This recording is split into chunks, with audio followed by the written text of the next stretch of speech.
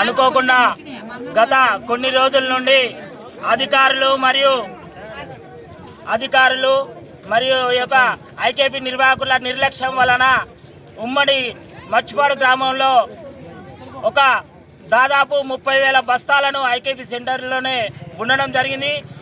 ఇందుకుగాను ప్రభుత్వ అధికారులు ఎలాంటి స్పందన లేకుండా వాళ్ళు చేసిన నిర్లక్ష్యానికే ఈరోజు ఈ యొక్క అకాల వర్షానికి రైతులందరూ ఎంతో బాధలో ఉండి ఈ యొక్క అకాల వర్షం రావడం వల్ల వరి ధాన్యాలు ప్రతి ఒక్క కూటు కూడా ఈరోజు తడిసి ముద్దైన సంఘటన ఈరోజు మన కళ్ళ ముందు జరుగుతుంది.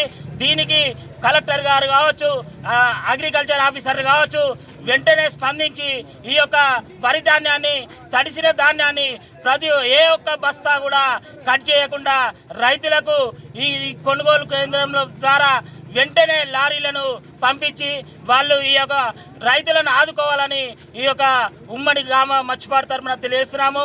అదేవిధంగా ఈ యొక్క నిర్వాహకుల నిర్లక్ష్యం వల్ల, అధికారుల నిర్లక్ష్యం వల్ల ఎలాంటి జరిగిందో మాకైతే తెలియదు. కానీ ఒక లారీలు రావడం మనకి చాలా ఇబ్బంది పెట్టిళ్ళు.